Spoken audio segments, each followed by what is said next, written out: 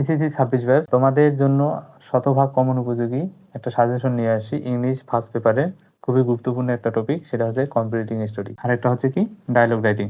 তো আমরা আজকে কম্পিটিটিং স্টোরির শতভাগ কমন উপযোগী সাজেশন দেওয়ার চেষ্টা করব। তো এখানে আমি 6টা কম্পিটিটিং স্টোরি লিখছি। তো তোমরা হচ্ছে যে এই 6টা পড়ে যাবা, তবে এগুলার মধ্যে প্রথম চারটা হচ্ছে খুবই ইম্পর্টেন্ট। তার মধ্যে আবার এই যে 4-5, তুমি যদি 4 পড়ো তাহলে 5 লিখতে পারবা, আবার 5 যদি পড়ো তাহলে কিন্তু 4 লিখতে পারবা।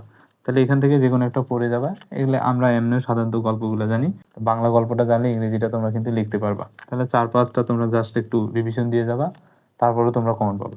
প্রথম এই যে 3টা তোমরা একদম 100%, মানে এই 3টা একদম ঠোঁটস্থ করে যাবা। আর 6 নাম্বারটা শেখ সাদি যেটা। আচ্ছা, এখানে একটা কথা বলি, 2 নাম্বার আর 6 নাম্বার, এই 2 নাম্বার আর 6 নাম্বারের মধ্যে তোমরা রিয়ারেঞ্জও কমন পাইতে পারো।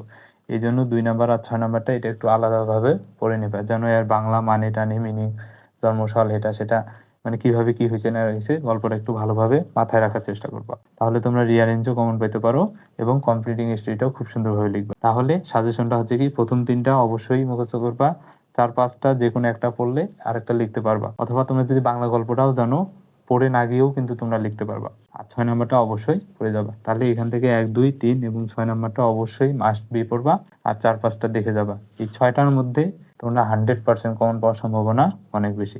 আশা করি তোমাদের এই সাজেশনটা অনেক বেশি কাজে লাগবে। তো ভয় পাওয়ার দরকার নেই, তোমরা হচ্ছে যে জাস্ট পড়াশোনা করো।